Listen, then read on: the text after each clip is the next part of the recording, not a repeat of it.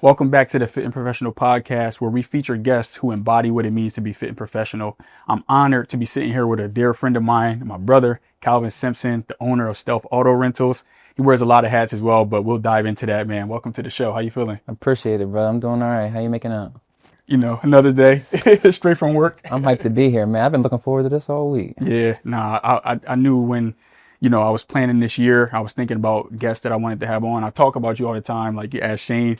But man, since we met, it's just been like we've been locked in. It's been 5 years too.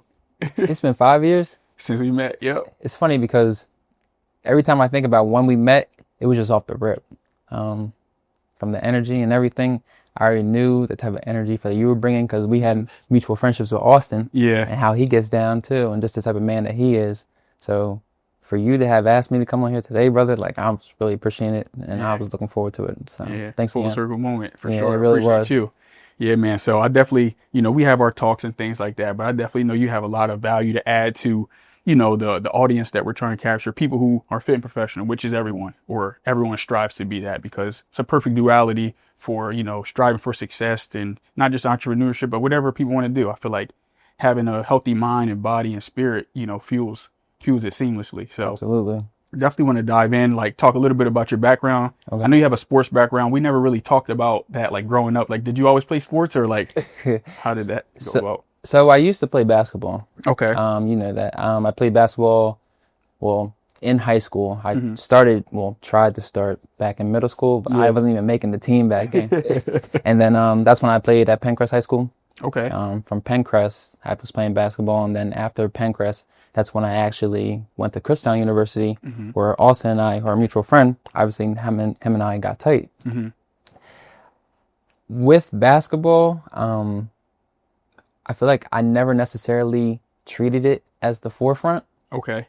I was decent at basketball, but it was never necessarily a priority of mine, which is why I think up until you even know from your own experience, like in high school, everybody's the man until you get to the college. And then that's when you're around everybody else who's just as gifted, has just these same types of abilities. Right. And from there, I felt like even though my athleticism was carrying me to do well, it was only so much, and I wasn't necessarily putting the work towards basketball itself. Right. From there, I think that's when I started just staying a little bit more open that there's other things outside of basketball. And that's kind of what led to just being more considerate of what do I want to do professionally, what I want to do with work, and take it that way. When did you know that basketball was like, all right, like I know I was good enough to get here, and even if you put effort in, you could do it. But when did you know, like, all right, it's time to start thinking about something else? I mean, you name it. Like, these brothers was doing between the legs twice, you know what I mean?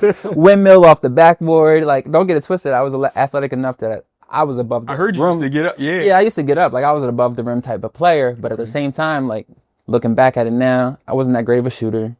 Probably wasn't that great dribbling either. I mean, damn, as I was saying it out loud, I probably didn't sound like I was that great at all. But my point being was, like, these dudes were really getting down. And you saw the devotion that a lot of, especially these city kids, were putting towards the sport itself. And I enjoyed it. Don't get it twisted. Especially a lot of the brothers that I met on the team, still tight with all of them. Okay. And that's just kind of where I knew was like, I enjoyed this, but it didn't necessarily have to be like an all tells all. Yeah. So I took a step back. It's crazy you say that, because I was the opposite. Like I could shoot, but I wasn't that athletic. Man, you were a sniper. You're acting like you can shoot. Like you were more than that. Like you were D1, you know what I mean? And you were really with the highest level of competition. So, but even at that level, it was just like I was at a low major school. When we would go play against like Oklahoma, and you really saw the levels. There's levels to everything. There's levels to everything. And I think I always kept in mind, I was like, I'm not going to the league. So how much time do I really want to devote to it? And then at this same time, when you're in school, you try to stay mindful of your pockets. Yeah. So, and I mean, just between you and I personally, but like money was always important because it's a tool to just help not only yourself, but the people around you. So that's why I never necessarily kept basketball at the forefront, but it definitely helped in all areas of my life. I could attest 100%. A lot of lessons learned for sure.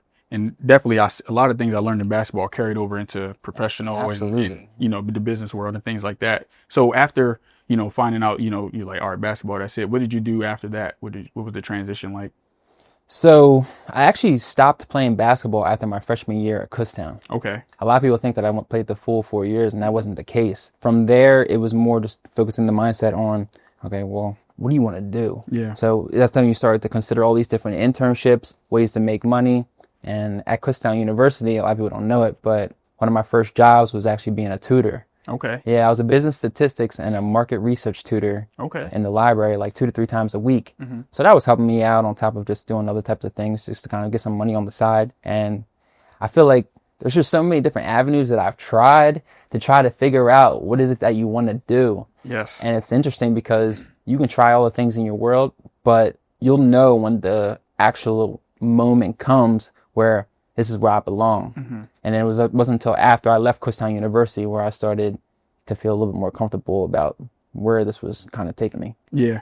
It's funny you say that because I was tussling with that when I first graduated and was trying to figure it out. And as you know, I got Kai and things like that. So See, I had to figure it out. You had a lot on your plate, man. Yeah. And but I tried so many things like, of course I was working at the government, but I've tried so many different businesses because I was trying to find that purpose, something that gave me some type of fulfillment. And I would try things and it was like, at first you would be excited about it, but when I got into the weeds of it, I was like, I can't see myself doing this forever. Right. But have you ever had that feeling where you felt like you were trying too many different things and it was tugging you in different ways, or were you always like single tasking at that time?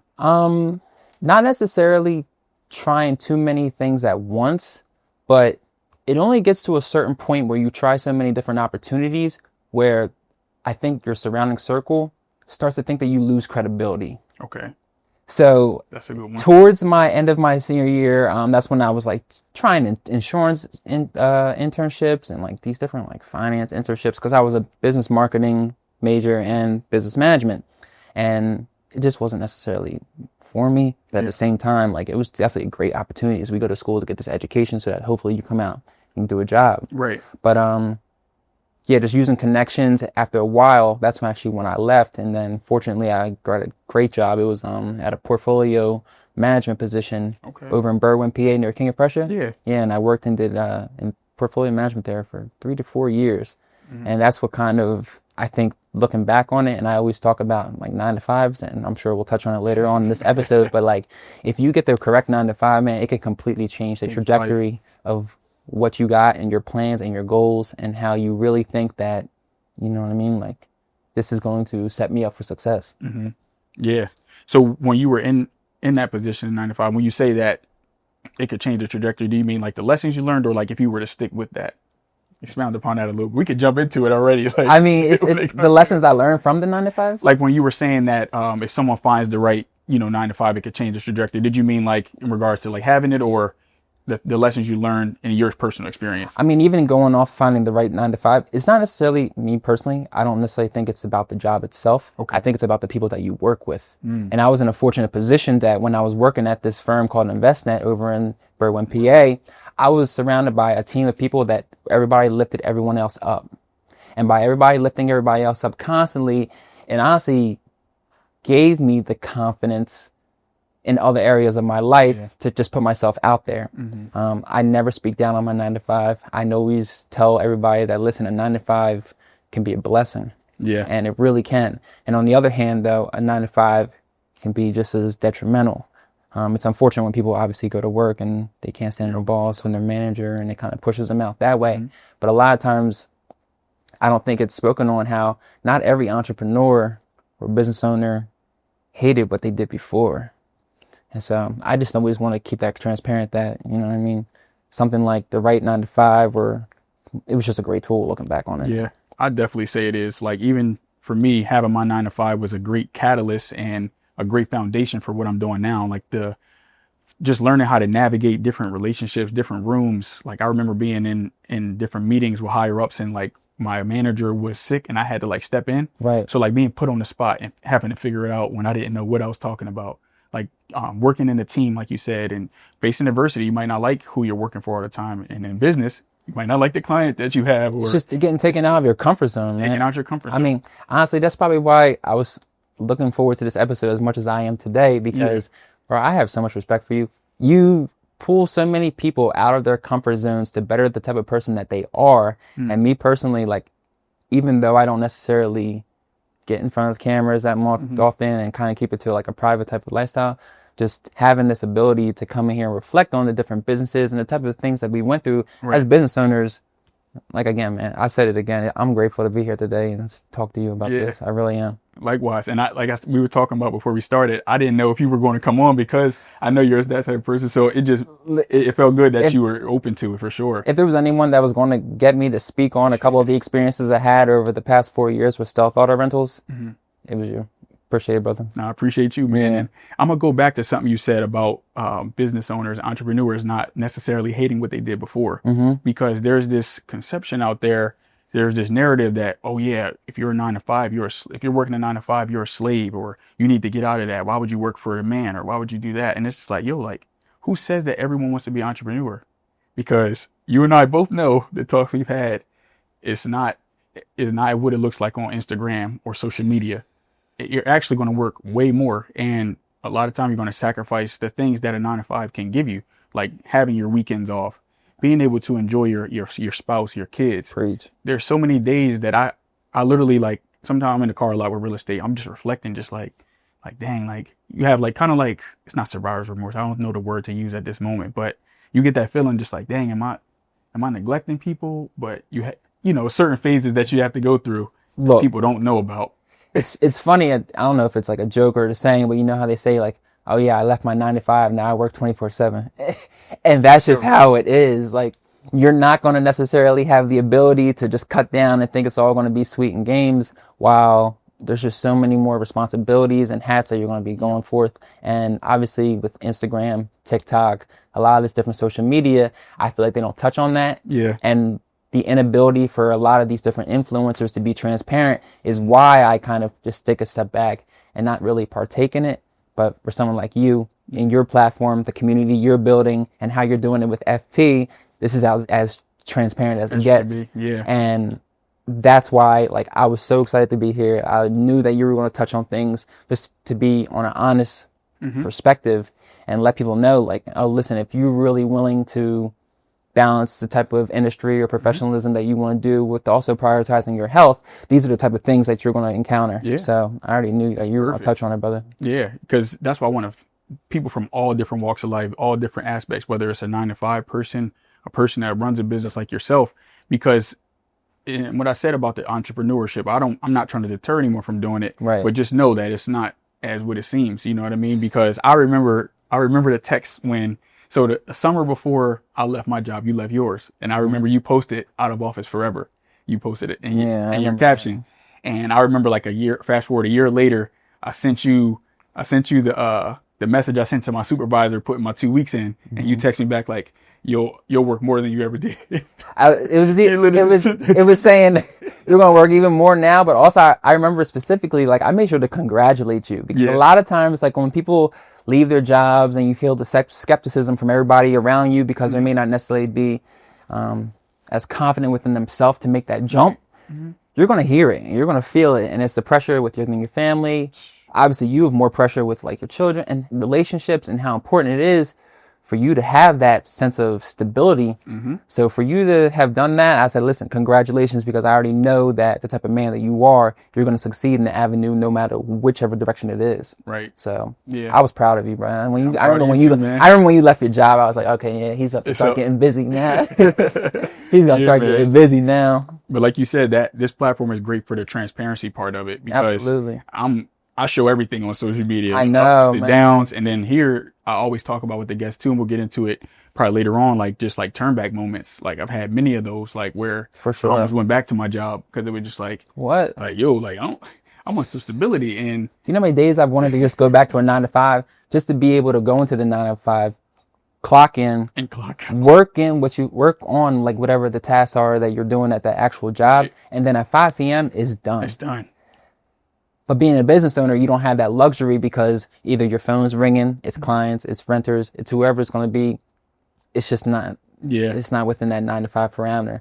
Unfortunately, as time went by, me personally, I feel like I was able to improve on that and kind of set some boundaries within myself and the business to know that, okay, listen, if this is going to be what it is for the longevity, it's going to take boundaries. It's going to take me setting my own rules and laws so that I have the stamina to actually to keep build going. this up and keep it going. Yeah, no, you It's hit a that. it's a marathon. That's what, like, the fitness aspect, because it's business really is like, I remember a guy in the office, he said, no, this ain't a marathon. It's a full-time sprint. Like, and he's right. It's more so a marathon, I would say, because at first I wasn't able to draw the line in the sand to say I'm not working on Sundays, Right. because weekends were my only availability because I was working the job at the same time. You got to build it up. You got to build it up. And now I can actually take a Sunday off if I want to. I can work if I want to, but I have an automated message on my voicemail. I know. I be getting hit with it when I try to hit your phone. I know the automated message. My mom be like, "Why are you sending me that?" I'm like, "It's not on purpose. It's an auto." That's when I FaceTime you. I'm like, "Yo, pick up." Yeah, man. But man, it's dope. But we'll dive into the business aspect a little bit. So, Stealth Auto Rentals. How did that come about? When did the idea start? And tell me a little bit about the origin. It's funny. So, out of school, when I was working at that portfolio management position, I sat next to one of my coworkers at the time, and I felt like this brother had it going on. And he was always talking about just higher types of living that I wasn't necessarily familiar with at the time. It was, how do I say it? Like, it was just the small things, like how him and his family were exercising. It could be anything, like credit card points when they were going on vacations, the type of car that he drove. I was still pulling up in the Hyundai Elantra with the stick shift. You know what I mean? Like I was, I dropping it out, going out the parking lot, and he had an Audi A3. Mm-hmm. So one day he actually went and he turned that Audi A3 at the Audi Wynwood, which is one of the main locations where I actually acquire most of the vehicles. Mm-hmm. I went the following day after he traded in. I said, I know this comes from a great owner. I want to buy it. Okay. At the time I actually got the vehicle. It was one of the best purchases I have. Still have it. Pulled up in it today. I was at the gym, not even, I want to say 2 months later, and my car got hit. Mm. And the rental they gave me was an actual Audi Q5. If you're familiar with the vehicles themselves, it's a compact SUV that allows for a little bit more legroom. Okay. And I enjoyed it. And I was like, things are going well. I had a couple streams of income at the time. I said, all right, like my father always kept 2 vehicles. Ain't nothing wrong with having options. So I went and had the Audi A3, and I went and got the Q3 shortly after, which was a little bit smaller than the Q5. Okay. And I want to say not even a month after that, I had a friend approach me saying, like, look, Cal, like, I'm going to New York this weekend. I'm kind of in a bind. I know that you have your own car and you got the Q3. He's like, can I just toss you $100 and just take it for the weekend? It just happened organically. And just like that, out of nowhere, it kind of created opportunity. I was like, I've never actually considered being in the automotive industry. And it's funny because my father was a truck driver, and on the side, he was a mechanic. Wow. And I've never been to any of the trade. I've never been to any of like the Votech schools, but I was always under the hood with him. And out of nowhere, this just fell into my lap. Mm. And from there, that's kind of where I was like, okay, listen, I'm going to start with one car. I'm going to learn this car. I'm going to learn the insides and outs of this vehicle. I want to know everything from like the actual transmission to the engine, to the interior, to the electronics, all the different control modules, and just take my time to know this one vehicle inside and out. Mm-hmm. And we got so familiar with the Audi Q3, as you know now, like there's a couple more than just one. Yeah. And that's what honestly was kind of like one of the stepping stones and foundations of Stealth Auto Rentals. Yeah. Because it was just the ability to focus on one vehicle that we knew would stay on the road. And it kind of allowed for it to just build up, and the business started taking on. It's crazy how things come full circle. Like you said, you never thought you would have been in that industry, but things you were doing when you were a little kid were already preparing and shaping you for what you were destined. And you don't see it. And sometimes like an opportunity comes across, and whether that's with a business, whether that's with relationships. Yeah. Sometimes when you aren't looking for it, that's when it's right there dead in your face. Mm-hmm. And listen, I've never felt so belonging to an industry, just because now thinking back on it, how many different times I was, you know what I mean? Like learning towards it, but not even knowing that it was going to come in handy years later. And that's hindsight. Like we never know why you're going through something, but it's preparing you. Even when it comes to the lessons you probably learned in the corporate world, when it came to running the business. And I was going to touch on that. Like what are some of the biggest challenges you would say starting the business? I know you started with one car, but when it came to scaling, tell me what would you say is the biggest challenge that stuck out for you when it came to making it an actual business? One of the biggest challenges when making it an actual business, I want to say, was the legitimacy. It had to be legitimate. Okay. This wasn't a hobby. I didn't want to treat it as a hobby. Yeah. At the time, this is also when I started to meet my woman. Okay. And I mean, people don't know it, but like a lot of what Stealth Auto Rentals was coming from her. I mean, you know, her nickname is Shrimp. I talk about Shrimp all the time, but she's intelligent. She has a perspective. She's an attorney, and it was really all the different things that I was learning from her helping me with. I mean, looking back on it now, you get me all emotional. But like, there was nights where, you know what I mean? Her and I were just kicking it on the couch. Yeah. And she was helping me with the rental agreements. She was helping me with terms and conditions. Telling me how like you gotta do this. Like you gotta start like documenting things so that as time goes by, you have it written on paper. And it's funny because I didn't necessarily think of that, but at the same time, when I was at InvestNet, that's really what my job entailed, was recording a lot of the different things that we were going through at that firm. So at the time, I wasn't really fond of doing it because I mean, like, who really likes documentation and paperwork? But a challenge was knowing like, hey, listen, all this needs to be recorded. Right. It has to have something to be able to reflect on, share it to the next person. Because else, how are you going to be able to? You can't just pick up the phone and explain it. You actually have to have something where people can like revert to and see, okay, this is what I should do when helping you grow your own business. Yeah. No, that having the right team is everything when it comes to like, especially when you're picking the right woman. Like, shout out to Shrimp, shout out to Justice. Like, it really, even when it comes to FP, like when Justice came and started helping me on the back end, like even with content and just ideas, she helps with the director when we're doing like photo shoots. She's directing the models. Like, just having the right. I think having the right woman is very important, and also having the right team. Yeah. Women's perspective is going to put the, you know what I mean? It's going to put the cherry on tight. Yeah. It's going to put the cherry right on top. Like the right, I mean, you said it, the right touch. Yeah. And you talk about the credibility that Shrimp helped you with when it comes to that. What would you say were the key things to help you with that credibility? Like for me, right? Just to give a small anecdote, like when I started like entrepreneurship journey, like I was doing fitness training first. I remember, man, I was watching that. You remember? I was watching the videos. Come on, I'm in the edge watching your video, and they're like, "Yo, you all right over there?" I'm dying. I was like, come on now. Yeah, so I was doing that and real estate at the same time, and I remember when I really had to scale back and find a way to make it all merge is when a client I lost a listing and a buy, so basically 2 deals in one because the client said, "Oh, I thought you were only doing fitness. I didn't know you were still doing real estate anymore," because I was posting so much on fitness, and then I would throw in real estate every here and there. And when you said that earlier, it just triggered me because it was like, yo, I have to make sure I look credible to the audience. Absolutely. So I had to take a step back from fitness for like a few years. Absolutely.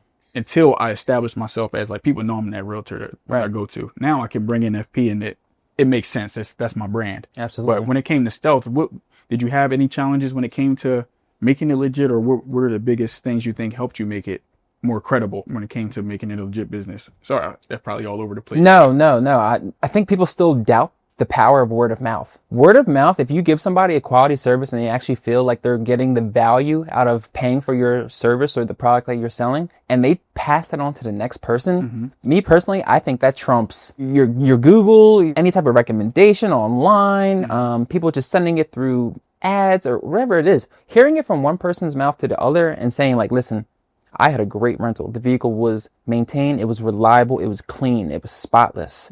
Call it what you want. But I think word of mouth, and even till this day, I think word of mouth was one of the most important parts just to build that credibility and legitimacy within the business. Yeah. And even now, I just always value when somebody says, oh, I was telling so-and-so. Right. Listen, that's more than enough. Yeah. I'm always appreciative of it. I really am. Because that's like, it's like a web. Like one person says it, then another person says it. And everyone wants to know that, everyone wants to feel like I have that guy. I have a guy. I have a guy for this. In real estate, I have it. I feel good. People call me like, who's your go-to for this? Who's your go-to for that? Right. And in real estate, right, there's a lot of different ways you can generate business. You can cold call. You know, that's one of the pillars of our business. We cold call, but my favorite part of the business now that I'm years in is my sphere of influence. Right. The word of mouth. Like nothing trumps it. As long as I'm doing the right thing of like nurturing those relationships that I already built, people that already know and like me. Man, I've been on your sites. The referrals that you be getting and how they be speaking on you. I'm like, I know this dude he's just taking it there. That's what you do. But you actually helped me when it came to the Google reviews, because I remember when you sent me, when I filled out the Google review as well. Right. It just like, like, I need to do this. I saw what people were saying about you. I was like, why am I not doing this? So when I started doing that, now my Google reviews for real estate, that helps, because I had a client literally say, oh yeah, I was Googling realtors and I love what people were saying about you. So that word of mouth is pivotal. I mean, the word of mouth, but also just having the receipts. Have the receipts. You could say you did this and that on social media and this and that and the third. Where are the receipts? Yeah. Where are all the people saying that they really enjoyed your experience that you provided and they felt like they left it knowing that they've received value? That's a fact. Because that's hard work and money that a lot of people, man, I remember when like one of my first renters, I was just ecstatic because I'm like, this is somebody's money that they put in their hourly job or whatever their salary. Like, it's just, I know how much I appreciate my own income and money and how I want to spend it, honestly, specifically for what I want to. Right. And what's best for the people, you know what I mean, around me, and however disperse it, call it what you want.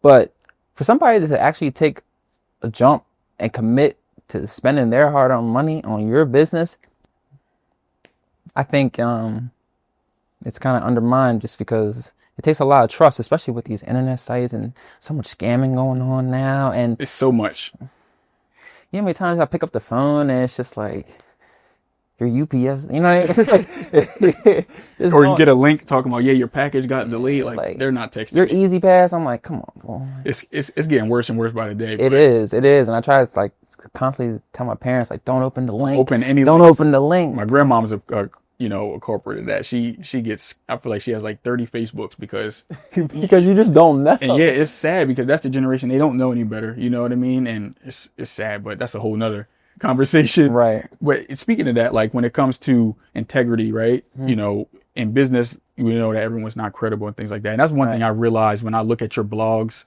I still read them when you send them out. Like, no, seriously, like you put out some really good tips. Like not even just when it comes to cars, you put out some good business tips. So when I see them come through, I'm opening them. That's what's up. So just know they're working. Your email marketing. So keep that going. When it comes to your integrity and what drives you to continue like wanting to, provide top level service? Like, is that just you, or like is there any instances like with any customers you had that just keeps you going? Every business owner reaches a certain point where they realize there's different types of clientele. And with the rental car business, it's no different than some of these other businesses that are offering, let's just say, like you have your bottom tier, your middle tier, and your higher tier. Just because it's a more affordable product or service doesn't necessarily mean that it's worth buying, or as a business owner, it's worth really offering because of the clientele that comes with it. And from the rip, I already knew that in mind from just a couple other business ventures that I've had in the past, which is why specifically when starting out, I was focusing on Audi because it's just like a higher class of vehicle. Right. I wanted to bring in kind of like a higher class of clientele. Don't get it twisted. I still get, in the full realm. But my point being is, do you want to put more work towards customer service for some of the like lower clientele, or do you really want to provide more of like your up tier type of service where it's almost like sometimes they're easier customers to deal with? It's like similar to sometimes you ever see online where they say you send a $10 invoice and the person asks 10 questions versus if you send a $1,000 invoice, there's no questions asked and it's paid. Yeah, that's a real thing. I was talking to Prince, agent that I work with on my team, and we were talking about that. Like, we work with clients of all different ranges, whether it's $100,000 house to hopefully $1 million. I haven't got all the way to multi-millions yet, but when it comes to that same concept you said, is very true. It's not like a one size fits all, but a lot of time the client that starts out with those, we call it red flags. Like when it comes to it, sometimes at that lower price tier, or maybe they're not the most serious person. They were hesitant on signing something. That's the person that's going to give you more hassle for less of a commission. And it's like you said, it's not just about money, service, but I don't want to. That's a real thing, though. My father and I always joke around because I say, by the third question, if they're buying or not. By the third question, if they're buying or not. Yeah.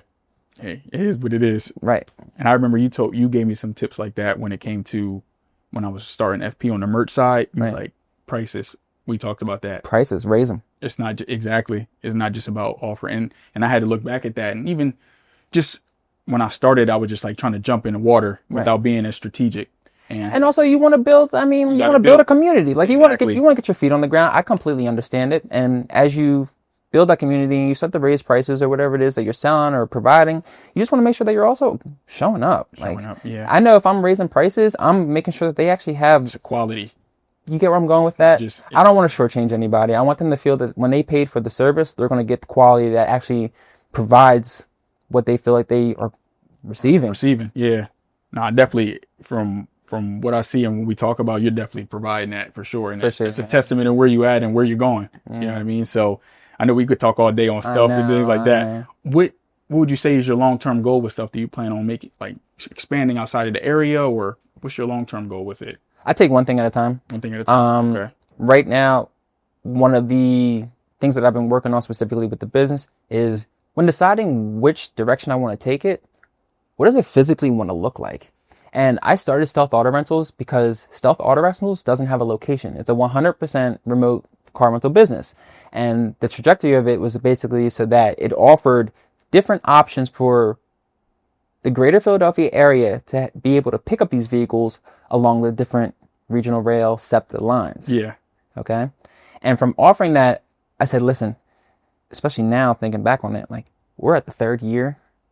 There hasn't been a facility or actual physical location this entire time. Maybe that's that's actually like the avenue that I need to take. So when I actually envision it now, man, I actually picture Stealth Auto Rentals having different like technicians, obviously to set up these vehicles on a remote base still. I don't actually see it having a location. I don't want it to have a location. Okay. I want it to actually have that type of creativity because I speak on it all the time. There's so many creative ways to make money. Just because it's something that was like done in the past. And I tell myself, a business doesn't have to be creative to the point where it's something like brand new. This isn't the first car rental business. Yeah. It's just a car rental business that provides value. It's doing it a little different way, obviously, because it's 100% remote. But yeah, I mean, whether it's a Philadelphia remote location, I would love to be down towards DC with a remote location because I feel like that type of area. That's another good like metro. That type of area, you know what I mean? Like obviously, I'm not going to New York or anything like that. Like that's just a lot of different challenges that I would have to come with. But no, right here in the greater Philadelphia area, I'm excited for how the vehicles have taken their turn and how people are speaking about it and how they're kind of coming back and just the growth over these past couple of years. Yeah, I love what you said about the creativity piece that came out because I feel like there's a bunch of different car rental businesses out there, Toro, and everyone's putting content out about, start your rental car business and things like that, right? Man, you know what I mean? And there we go. A book I would recommend to people is The Blue Ocean Strategy. How are you going to, separate yourself in the industry where there's thousands of people doing it, like 1,000 realtors, 1,000 people doing rental car business. But for Stealth, I don't see anything else like that from my experience. For sure. So kudos to you on the creativity end. Yeah, cool. And it's just the beginning. Like you said, you're only 3 years in. So definitely, I know it's hard sometimes to give ourselves pats on the back and be present, like you said. But bro, keep going, man. I appreciate it, brother. Before we transition into we're going to talk about some fitness, talking about running. But when it comes to that, a lot of people want to jump into entrepreneurship. A lot of people want to maybe start a Toro or a rental car business. What's one piece of advice you would give people that you would tell yourself before starting it? Like a lesson before start. You know my answer. The biggest, or I mean, I guess you're asking like the best advice. Yeah. Like for someone thinking about getting into what you're doing or some facet of it, what's the best advice you would give them? Stay at your job. No, I'm serious because staying at your job is so important because a lot of people don't realize all the requirements needed when you're going on your own venture. See, only a couple things can happen when starting your business. You either have the cash on hand so that you just can kind of bootstrap it and propel yourself forward to start your own business. You either come from privilege and you have family and relatives that can kind of help you and I guess that safety net. Have that safety net to put you where you need to go. And then there's people like you and I who don't have that privilege. And that's when you actually be a personal guarantor on everything that you're signing, knowing that, hey, listen, Sabri Thompson or Kalvin Simpson is going to be the name on this loan to help them do what they have to do. And I think that people jump away from their 9-to-5 way too quickly and that you don't have any type of proof of employment to get those type of sourcing of funding because everything takes money. if there isn't some sort of money that has to be put up for you to start your venture, it's most likely going to be more challenging than if there were, because the lower barrier to entry is obviously everyone else just doing it. Yeah. You have to have some sort of, I guess, like barrier to, you know what I mean? Yeah. I know with your business and everything that you're doing, like, it's not cheap. When you're doing all these different drops with the merch and everything along with it, and you're doing these different podcasts, everything comes with a cost. A cost. Yeah. And you're willing to put the work, obviously the money that you bring in from your own businesses, to keep putting it back in the business. And that's why it's grown to actually be the community that you've built, because of how much you put towards it. But some of these other times, I feel like people listen, like, stay at your 9 to 5 and only leave your 9 to 5 when it's at the point where you physically cannot be there anymore. Exactly. You physically have to leave. I mean, me personally, I remember, it's wild looking back on it, but there was times where I was like delivering rentals with the laptop on the, you know what I mean, the passenger seat, or I was at 30th Street Station waiting for a rental to return, and just doing all these different type of things, which kind of sound outlandish, but I wanted to get to the point where, listen, if it's about to be me leaving this 9 to 5, which is a great opportunity, it's a great team, it's stable income, I need to be sure that I'm able to get any type of funding or whatever it is so that I can stay on my feet. Yeah. And, yeah, listen, when people ask that, I always tell them, listen, stay at your job, because I really appreciate that, because that's when you hear the opposite, leave your job, without a real plan and a real, just people being real about what it actually is like. And I tell people all the time, people ask me, or from talking to one of my teammates, when is it the right time to leave my job? I'm like, hey, I can't answer that for you, because, you know, everyone's journey is different. Right. Like Prince left his job way faster than I left my job. But me, I wasn't leaving until I felt comfortable. And I will remember being on a way to showing, you know, on a Zoom meeting, or putting it on mute to show a house real quick. And it got to the point where it was interfering, and I had to make that jump. And COVID kind of was a big catalyst as well, because they were trying to bring us back. And I was like, nah, it's time. Bro, I was so proud of you when you left your job, because you had more responsibility, like 110-fold than what I had personally. You have a child, you have a family. And when you stepped away, I was like, listen, it was easier for me to leave my job because I didn't have anybody to really risk it for. It was just me and myself. So for you to have done what you did and left your job, and knowing that you have responsibilities and actual mouths to feed, listen, that's why I was so hyped when you entered that jump, because I'm like, listen, this isn't something to take lightly. This is something to be proud of, and it's something you're doing with grace. Yeah. I mean, look at us now. Like, it's a journey. Proud of you, brother. You know, embrace the journey. That's the motto, because it really is that. And it's two things, right? Because everyone has their why. Right. A big part of me trying to leave was my son, because I wanted to have, first, doing side jobs, I wanted more money to travel and see him. Right. And then I also wanted the flexibility to build something where it's like, I can get it and I can just leave. And I remember last year was the first year I was able to go down there for like a week and not be stressed. Like, I got to hurry up and get back to business. And I was like, I remember I dreamed about this day. And that just comes with time. It comes with time. It just comes with time. And that's a lesson I want people to know, that no matter what industry, whether it's auto rentals, whether it's real estate, whether it's fitness, you have to put the time in. Right. A lot of the people that the gurus on social media, they've been doing this for 20 years. We're seeing the glory of it afterwards. There's some people that catapult faster than others, but everything, it just takes time. And you have to have patience with anything, and just embrace the journey, because there's going to be ups and downs and storms that you face. That's just life, because life without friction is not even a life worth living. You know what I mean? You're not going to grow if you don't have friction. It's at your own pace. Own pace. Own pace. Shout out to Own Pace. Olin. Shout out, Olin. That was a great segue, too, because we about to start talking about running. So, man, I talk to people all the time. Like, people ask me, because people look at what I'm doing, like, yeah, how you run that fast? I'm like, you think I run fast? I said, my boy Kalvin be up in Philly doing that. I talk about you all the time. But, man, when did running start for you? Like, how did you get into running? It was the pandemic. Pandemic? It was the pandemic. Same. Even after basketball and just being younger, I felt like I always obviously prioritized my health. I would stay in the gym.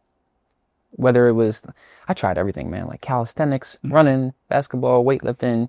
At one point, people, believe it or not, like, I was like 30 pounds more than this. I'm skin and bones now, but you know what I mean? But the pandemic, just because we had to make do with what was happening at the time, and it forced a lot of people just to go outdoors, since you couldn't necessarily... You had to figure it out. Right. I mean, well, once the actual pandemic passed. But yeah, ever since then, man, just one foot in front of the other. Before you know it, you run like 1 mile, you run 2, and then it goes on from there, Yeah. kind of how it stacks up. So you talked about trying different things, calisthenics, strength training, and things of that nature, and having a basketball background. What about running stuck out to you that's something that you wanted to stick to and be consistent with and continue to get better at? So it wasn't shortly till after the pandemic when I left my job. It was the running, but it was the running portion itself paired with the discipline that I needed to actually keep going with stealth. And getting up every single, I'm a morning runner. You see, like me and you both are just usually early mornings because it's just once you actually have the ability to go out, exercise uninterrupted. Yeah. Sometimes it's not as, you're not trying to get interrupted later in the day with whether it is your clientele, whether it's home buyers, renters, whoever it is. And as time went by, I noticed how important it was to me. I never really thought running would become as important as it's become. But you put the miles in, you see your body start to react better. You start to lose certain habits that you shouldn't have had in the past. You held yourself a little bit more accountable. And then I saw that translation go into the business itself. Yeah. And that's why, listen, first thing in the morning, I'm on my feet and just taking it from there. Yeah. That's a perfect correlation and a perfect duality, because I tell people all the time, like, people are like, why do you like running? I never thought I would be running and things like that. But literally it's my only quiet time, or working out in the morning. So I do like strength and don't get it twisted. You never enjoy running when you start. Yeah, but it's like, and even you never enjoy even in the morning getting up to do it. It's like, it's still not like, oh, let's go. For me, at least. What? I know everybody's different. What? But once you start, like once you actually get to like a couple miles in, it's like, oh, I'm cruising. I'm an autopilot. I mean, especially as we're getting older, I'm waking up, my ankles is cracking, my back's about to break. You know what I mean? So it takes a lot more than when it was 22, 23 years old, where you could just hop out and go dunk or sprint a mile. Like, nah, if I do that now, man, I'll probably pull something. What I remember, like, if practice at basketball is like, oh yeah, you dunking in the layup lines and stuff like that. Like, I remember last time I was hooping, I just got some shots up. I was just like, should I try and dunk? Nah, I know it might take me 2 or 3 days to shake back. I'm thinking 2 or 3 days, 2 or 3 months. You guys getting there. You guys start hitting the weights again. You guys, all the type of things that you neglect when you're younger. Again, it's up to you. It goes back to where a lot of times we rely on the ability that we have, and it only takes you so far. It only does. It only takes you so far. There's so many other things that you have to keep on working on diligently so that you can stay in the type of, whatever type it is, physical ability that you want to be in. But man, I get it. Trust me. That old saying, like, hard work beats talent. Like, when you're younger, you don't really see it, but now at this age, you can't really rely just on talent anymore. It's about, like you said, those disciplines. Like, or am I going to go out drinking on a Saturday night if I got a long run on Sunday? I still might be able to get through it, but I might not be as efficient. I might not feel as good during it.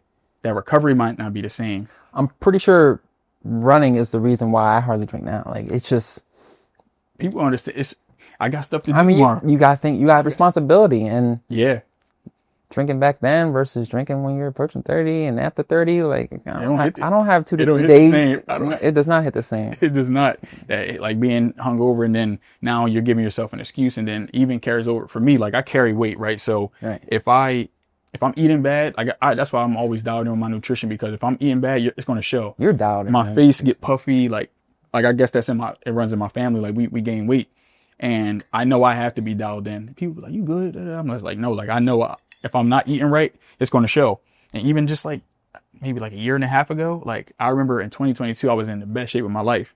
And the last time we linked, actually, like, I was not in the best shape. When you had cooked the wings that time on the balcony. Yeah, like, people might think, oh yeah, you're fine, but like, I wasn't. And it wasn't just physical, it was mental, because I fell out of my routines. I was drinking, I was, doing bad things. I wasn't locked in. Like, what I was watching wasn't the best. I was doom scrolling. They were just like, yo, it's crazy how far you can go off after being up. Because it's not just about getting there. It's about maintaining once you get there. And I feel like that's tough in itself. And even all those things that you just mentioned, I want you to know that's allowed. It's allowed. You're allowed to go off course. You're allowed to not be as diligent one week as you are the next. You're allowed to make mistakes. You're human just like everybody else. So everything that you say, like, give yourself some grace, because It's hard. I I tell know, myself I all the know, time, like I I have to know. give myself more grace because I'm my biggest critic, and it's tough when you know how it is. You're going to beat yourself up more than anyone else. Like me on the outside in, I'm praising everything you're doing, but in your head, you're probably like, hell, you don't got no idea, bro. Like, I might have struggled to do this. What you did, 23 miles last time I seen you. Yeah, sure. Yeah, you be drawing, bro. Honestly, I just be so upset sometimes because you just got so many responsibilities. You know, I'm gonna keep running and I'm gonna keep running, and before you look down at it, you're like, dang. Yeah, it's been an hour and a half. But that's big though, man. I appreciate you saying that about give like yourself some giving grace, yourself man. some grace because that's a perfect correlation on why the fit and professional brand is so key. Right. And I feel like everyone can fit into it, whatever it is, whether it's walking, running, doing yoga, whatever it is, because you are going to have turn back moments. You are going to fall off in real life and with fitness. So I feel like me falling off with fitness showed me that I didn't want to fall off again. Right. And striving and pushing myself to get back to where I am today and still trying to get better. Now the same thing with business. Because when I'm locked in that way, now it's easy to, all right, boom, if I'm tracking my meals every day, like literally tracking what I'm eating. I saw that. And then tracking, how many miles I ran. I got my fitness watch on.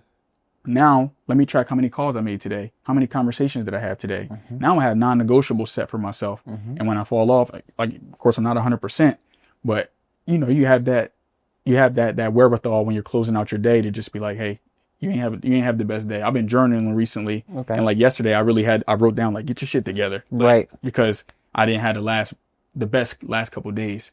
You know what I mean? That's why I applaud you so much, because that's the exact reason why environment and the people you surround yourself with is so important, because it prevents the ability from those things happening and kind of keeping you off track. And it's just the accountability aspect of it. I mean, for instance, like you're on it too. Like I love Strava. You wake up every single morning and it's just people getting I'm like, dang, at it. I just got up and they ran and I get up early. You get what I'm saying? And it's just it's having that type of environment where you're looking at it, whether it be, because it's still a social media app. It is, but it's a positive one.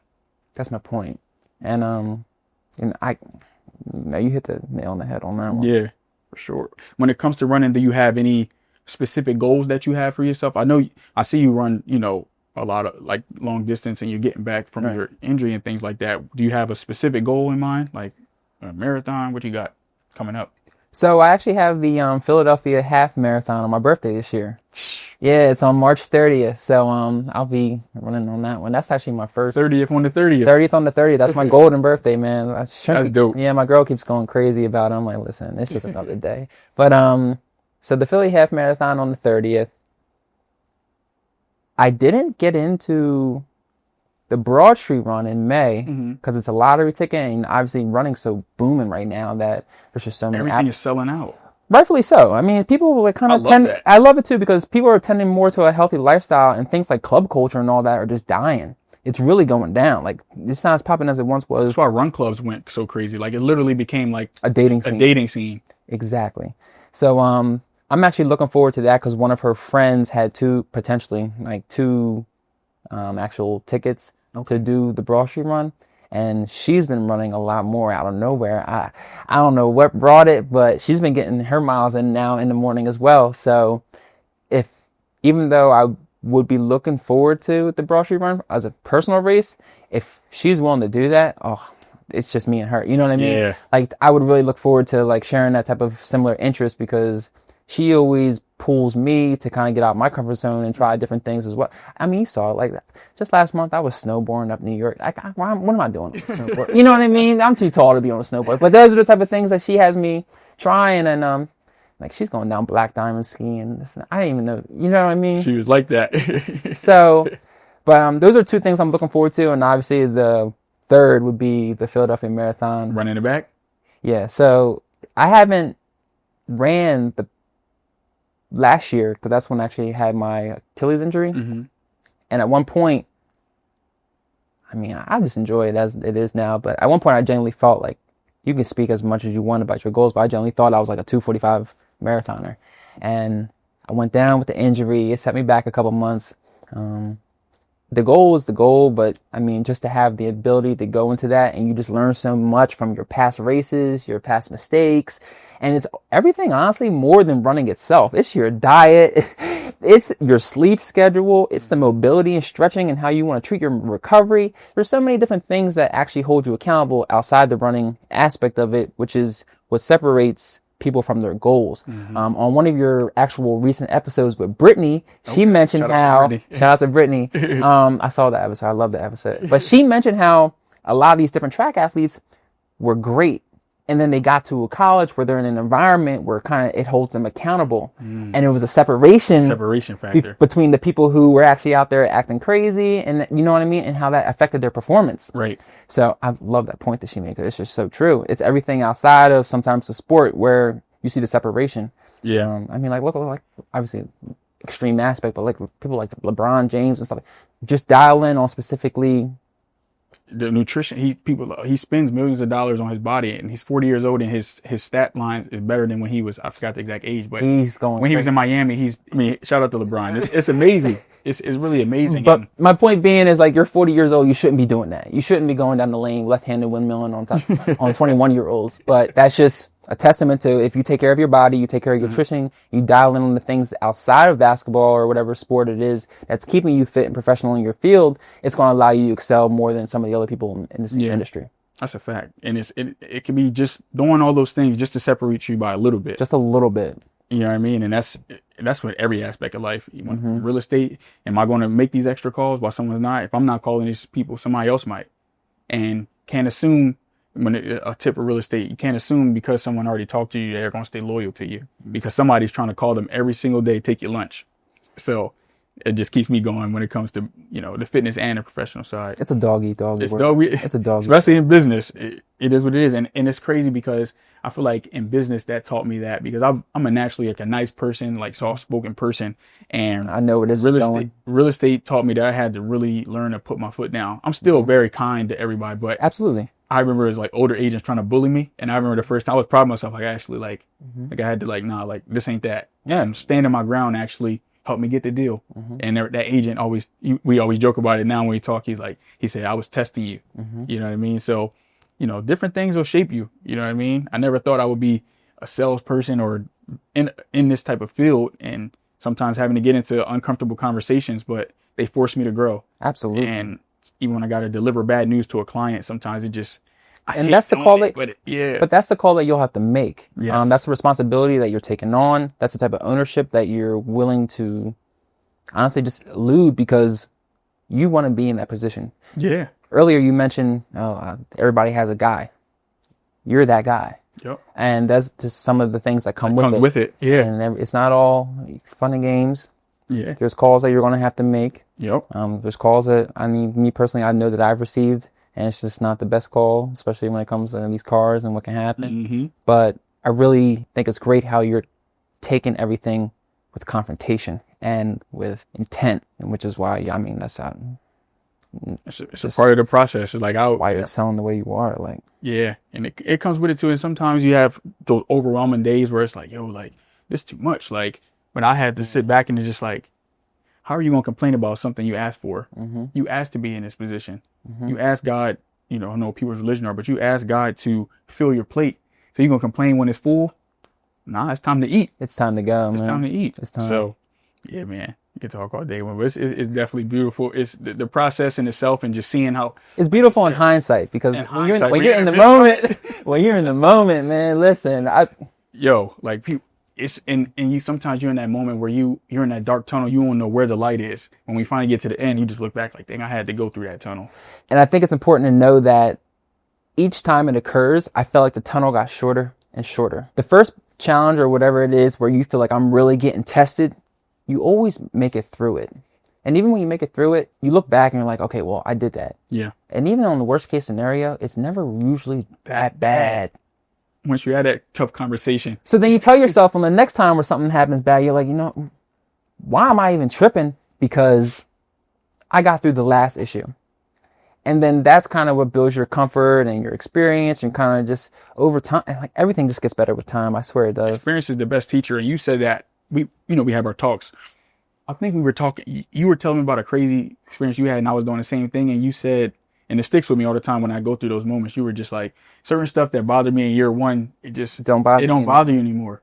And that's so true. Like I remember a deal falling through in the beginning of my career crushed me. I couldn't sleep. I remember you called me on that one. Yeah. I remember about that. Like clients like threatening to sue you and stuff like that. But now it's at the point where I remember a client threatening to sue me. Like it's very rare, but it was like maybe last year. And I just looked at this like, okay. I went through my proper precautions, like covered myself. Like I didn't do anything wrong here. It's nothing to stress about.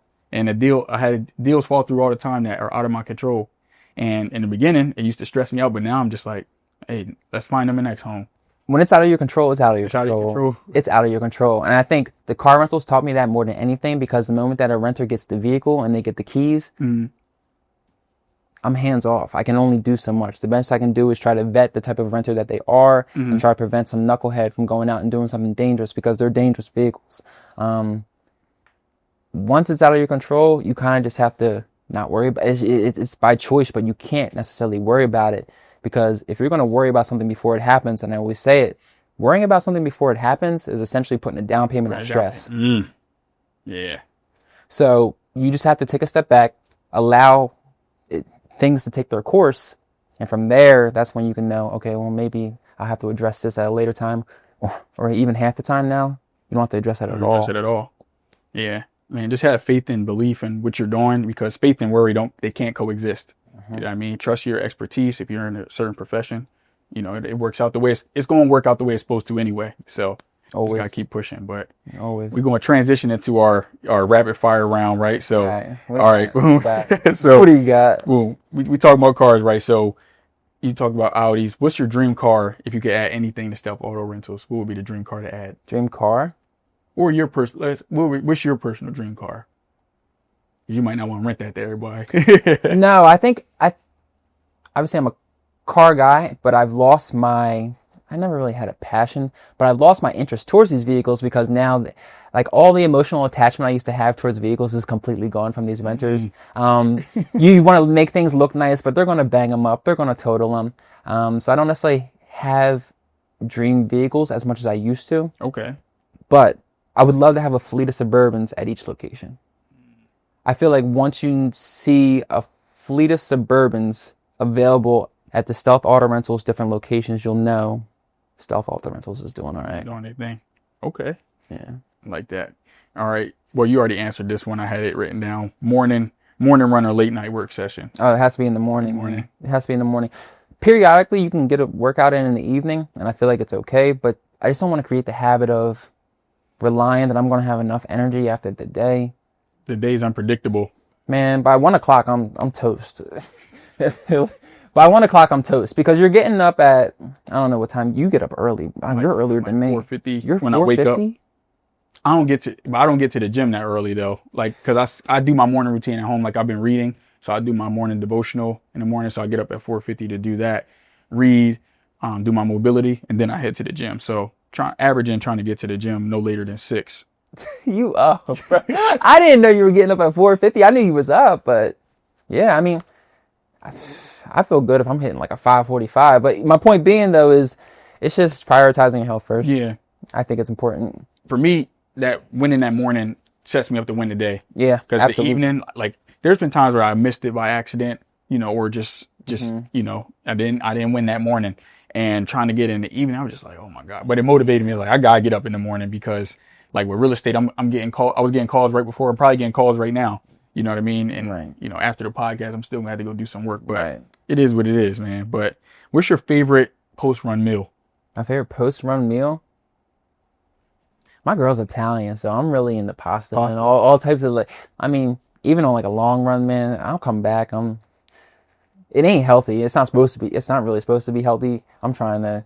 Wait, isn't pasta good for run? Like, so it's the carbs. Learn that part of running. Right. It's the carbs basically to have the fuel, but she's always telling me you have to gain weight, this and that. So before you know it, the gnocchi turns into like Italian sausage, Parmesan, and then you're dousing it with the dressing, oil, and all that. So I'm usually like a gnocchi type post meal. Okay. I mean, as of lately, just to kind of add up the weight, but it's not really working. Are you trying to gain weight, or are you trying to, like, what's the? Just maintain. Just maintain. In the past, when I was increasing mileage per the week, I'll be honest, one of my biggest issues is that I don't eat correctly. not necessarily all terrible. It's not the best. I have a sweet tooth, but I just wasn't eating enough, man. And if you're out here trying to actually like, whether it's gain weight with muscle, like you have to, half of it's probably more than half of it's nutrition. Like 75, 80%. It really is. And they're not lying when they say that. And I think not eating enough in the past and then trying to go out here and do these type of workouts is what caused my overuse injuries. Yeah. But you just learn as an athlete or just someone trying to stay mindful of their fitness. Back to what you said, time and experience. Right. With that. Right. So just posting on and adding all those calories and the peanut butter and protein shakes and trying my best. But yeah, I'm still learning. Like I feel like when it comes to strength training and just overall eating, I know what to do. But when it comes to running, you've been an ox. You're even bigger now. You posted something the other day, and I was like, "Damn, shirt about to bust out the seam." Yeah, bro. I don't know, man.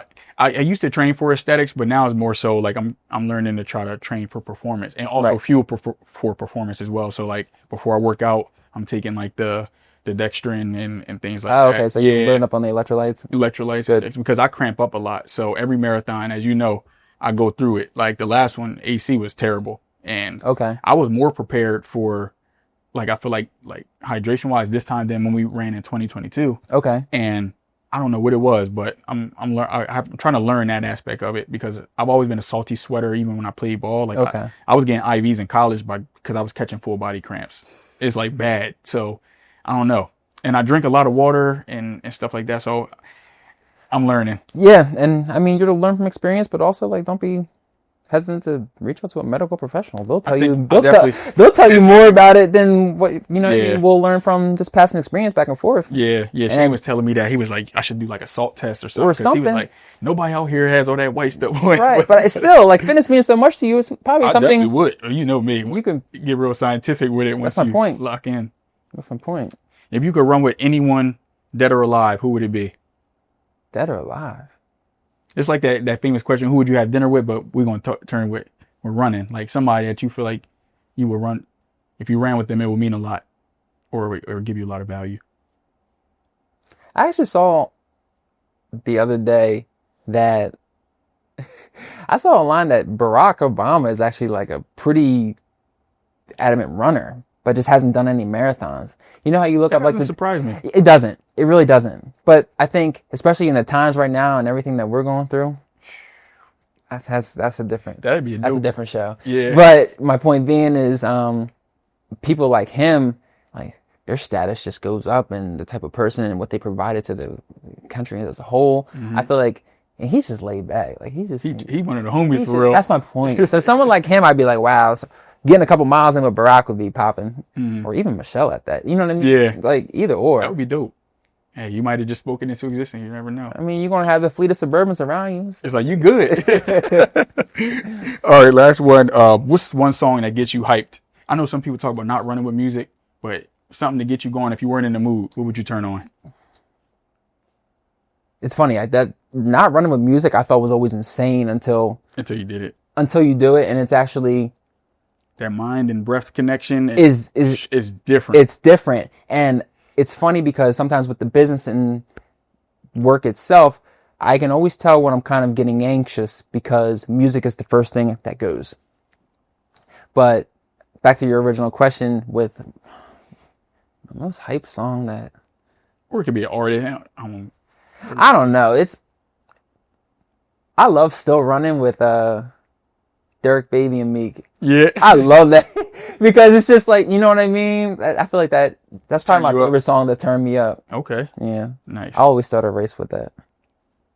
Yeah. For me, I just started like running without music recently. I'll do it every now and then, but like when I started doing that, it really, like just hearing my steps and learning my cadence when it came with my breath, like it definitely was a game changer. Right. And when I lift, it makes a big difference as well. Like breathing through reps. Like I remember. Yeah, I just saw. I posted about that. I did. I saw that. It makes a big difference. Like especially when doing compound heavy lifts. Like a lot of people strain like doing like a bench press or a squat. Like you hold your breath the whole time. But if you exhale through like for example, like you inhale, when you're doing a squat, and then you exhale on the way down or coming up. It just gives you more power because you're allowing your muscles to work and you're feeding them oxygen as well. So it's crazy. There's a lot of details to it. Yeah. So there really is. Yeah, There's a lot of details to it. yeah, it could get real scientific with it, but it's fun though. It's a journey, and I don't know, I'm enjoying it. But so next up, you said you got a couple races, Okay. and we running back marathon in Philly. Yeah, it's always Philly. always Philly. I'm not necessarily going to be the travel. one to. So even if you qualify for Boston, would you go? When you qualify for Boston? It's terrible to say, but probably not. It's probably not. You know what I mean? Yeah. Because we live in the city, so I just like kind of just hop out the crib and then you're at the starting line. Yeah. I don't know. Maybe because it's an opportunity that you don't want to pass up on. Time, but something with running, and obviously I know a lot of people can attest to this, but it's never about the actual race itself. It never is. It's just more about being diligent, staying disciplined, how you want to carry yourself, and taking it from there. So yeah, I think doing hard things is, like you said, it don't matter if you were running in Boston or Philly. For me, like I always know there's some type of wall I might face during that race. Right. Which is why you said you're doing a race for your birthday. I'm doing the High Rocks for my birthday. Yeah, you getting busy. And I saw that. Put myself through something. I don't know what challenge is going to be that day, but I know it's going to be something. And maybe I might shock myself and not have anything worse, but I don't know. It's just the unknown. It excites me because it's like, I know I'm going to grow by doing something hard, and doing hard things in general just makes you grow. And what better way to bring in 30 than, you know what I mean, doing something tough to prepare me for the next 30. Bree, I mean, I always tell you this in person, and I wanted to make sure I said it again today, but I'm so proud of just the way that you carry yourself. I'm grateful that Austin introduced us, and I just have so much respect for the way that you are, the type of man that you are, because I think a lot of times where we're talking about, like, especially the community that you've built, the brand, fit and professional. When I was driving here this evening, I thought to myself, I'm saying, a lot of times people want to be, and I want to make sure I say this correctly, but they want to be athletes. They want to be like celebrities and influencers, when the type of person that they should be trying to be is someone like you. You're actually out here bettering so many people out these communities, and it's just trickling down into with the families themselves. It's the type of people that are going home as fathers, mothers, sisters, brothers, whatever you want to call it. And I think it's so important that, I mean, I always want to give you your flowers, but I just want to make it like prominent and known that the type of impact that you're doing through this community, fit and professional, the way you're carrying yourself, listen, brother, like, you're doing it. Like, you got it going on. And I don't want to get overlooked. I want you to always give yourself grace. You really got me out my comfort zone to come here today and speak on a lot of different things, just reflecting as business owners. And I wouldn't have came here if it wasn't for anyone else. Yeah. But listen, man, I always just want to, especially because we live in crazy times, whenever I'm around people, I want to tell them how much I care about them, how much they mean to me as a person. And I'm just proud of you, brother. I really am. I know Austin's proud of you. We all just look up to you. I'm like, yo, this fool really got it going on. But and just as much as you say that is vice versa. Like, you don't know how I talk about you all the time to everyone whenever it comes up or something like that, man. And like what you said is very important. Just giving people their flowers while you're here. So I really appreciate that. And I'm going to give them right back to you because iron sharpens iron. You know what I mean? Me seeing you grind, even though you don't post a lot, when we talk, it charges me up. You know what I mean? And, you know, we're older, we don't talk every day. When we link up, it's always, you know what I mean? It's needed. So I appreciate our friendship and, you know, looking forward to, you know, continuing growing and witnessing all the great things that you're doing and will do. So, man, I appreciate you, and I appreciate you stepping out of your comfort zone to come here and share with the people, man. It's always a good conversation. Appreciate it. You know what I mean? So keep up the great work, bro. And yeah. The journey continues. I know, man. So, another episode of the Fit and Professional Podcast. Had an awesome guest here. Where can the people follow you? Like, if people wanted to look into stealth further, how could they, you know, stay in contact with you or look into the business? Honestly, stealthautorentals.com. Straight like that. Stealthautorentals.com. That's where you have the ability to book the rentals, see the type of available options. You can go to the different Google reviews and read about all these other different renters' past experiences. Fortunately for today, I'll be able to add this up to the Stealth Auto Rentals YouTube channel along with there we go. Professional. Oh yeah, this will be on there for sure.